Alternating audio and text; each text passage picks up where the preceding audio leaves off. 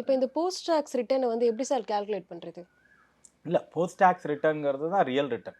Pre tax return வந்து ஒரு பெருசா எடுத்துக்கக்கூடாது. ஏன்னு கேட்டீங்கன்னா, உங்களுக்கு 30% டாக்ஸ் ஸ்லாப்ல இருக்காருன்னு வச்சுக்கோங்களேன். இப்ப அவரு எப்படி கம்பேர் பண்ணுவாரு? இப்ப என்ட்ட ஒரு ரூ. 5,00,000 இருக்குன்னா, நான் பிக்ஸட் டெபாசிட்ல இன்வெஸ்ட் பண்ணட்டுமா? பாண்டுல இன்வெஸ்ட் பண்ணட்டுமா? ஈக்விட்டில இன்வெஸ்ட் பண்ணட்டுமா? கோல்டுல இன்வெஸ்ட் பண்ணட்டுமா? அதுதானே என்னோட ம். கேள்வி. இப்ப வந்து பிக்ஸட் டெபாசிட் 7% ரிட்டர்ன் வரும் சார். இன்ட்ரெஸ்ட் வந்துடும் அப்படின்னு சொல்றோம். எனக்கு ஈக்விட்டியும் 7% தான் வருது, ரிட்டர்ன்ஸ் வருது அப்படின்னா, ஈக்விட்டியோட டாக்ஸ் பர்சன்டேஜ் கம்மியா இருக்கிறதுக்கு வாய்ப்புகள் இருக்கு. இப்ப எனக்கு லாங் டர்ம் வந்து 12.5% தான் டாக்ஸ்ன்னு வச்சுக்குவோம். இன்ட்ரெஸ்ட்டுக்கு டாக்ஸ் கட்டணும்னா 30% டாக்ஸ் கட்டணும். எனக்கு 7%க்கு 30% டாக்ஸ் போச்சுன்னா 2.1% போயிடும்.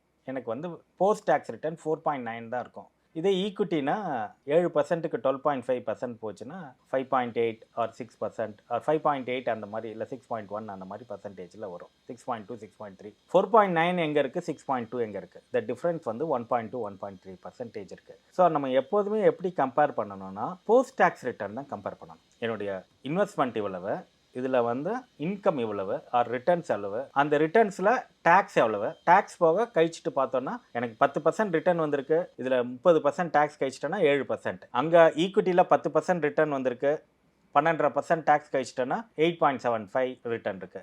இங்க வந்து 7%, அங்க 8.75%. ஸோ அந்த போஸ்ட் டாக்ஸ் ரிட்டர்ன் நான் ஒரு எக்ஸாம்பிளுக்காக அந்த பர்சன்டேஜ்லாம் சொல்றேன். பட் ஆக்சுவல் அசெட் கிளாஸ்ல என்ன பர்சன்டேஜ்னு பார்த்துக்கணும். ஸோ அப்போ போஸ்ட் டாக்ஸ் ரிட்டர்ன் தான் நம்ம கையில வர்றது. உதாரணத்துக்கு நம்ம சேலரி வாங்கும்போது நெட் எவ்வளோ வருது அப்படின்னு கேட்போம். இப்போ இன்னும் சொல்லப்போனால் பிடித்தம் போக எவ்வளோப்பா வருது அப்படின்னு சொல்லுவோம். எனக்கு சேலரி வந்து ரூ. 50,000 ஆனால் பிஎஃப் இஎஸ்ஐலாம் பிடிச்சிருவாங்க. அப்புறம் டாக்ஸ் வந்து ஒரு ரூ. 10,000 பிடிச்சிருவாங்க மாதத்துக்கு. எனக்கு கையில் வருது 35,000. எனக்கு அந்த 35,000 தான் நான் செலவு பண்ண முடியும். ஸோ அப்போ வந்து எனக்கு போஸ்ட் டாக்ஸ் ரிட்டர்ன் தான் ரொம்ப இம்பார்ட்டன்ட். ஸோ அப்போ ஒவ்வொரு தடவையும் நம்ம ரிட்டர்ன்ஸ் கால்குலேட் பண்ணும்போது அதுக்கு எவ்வளோ டாக்ஸ் பர்சன்டேஜ்னு பார்த்துட்டு அந்த டாக்ஸ் லயபிலிட்டியை ரெடியூஸ் பண்ணிட்டு பாக்கி எவ்வளோ இருக்குன்னு பார்க்கணும். ஸோ அந்த போஸ்ட் டாக்ஸ் ரிட்டர்ன் தான் கம்பேர் பண்ண கற்றுக்கணும். போஸ்ட் டாக்ஸ் ரிட்டர்ன்ங்கிறது ஒன்றும் இல்லை, ரிட்டர்ன் மைனஸ் டாக்ஸ், ஓகே. அதாவது டாக்ஸ் எக்ஸ்பென்சஸ் அப்படின்னு சொல்லுவாங்க. அதாவது gross return minus tax expenses. Tax எக்ஸ்பென்சஸ்னா நான் கவர்மெண்ட்டுக்கு எவ்வளோ டாக்ஸ் கட்டணும், பாக்கி எவ்வளோ இருக்கு.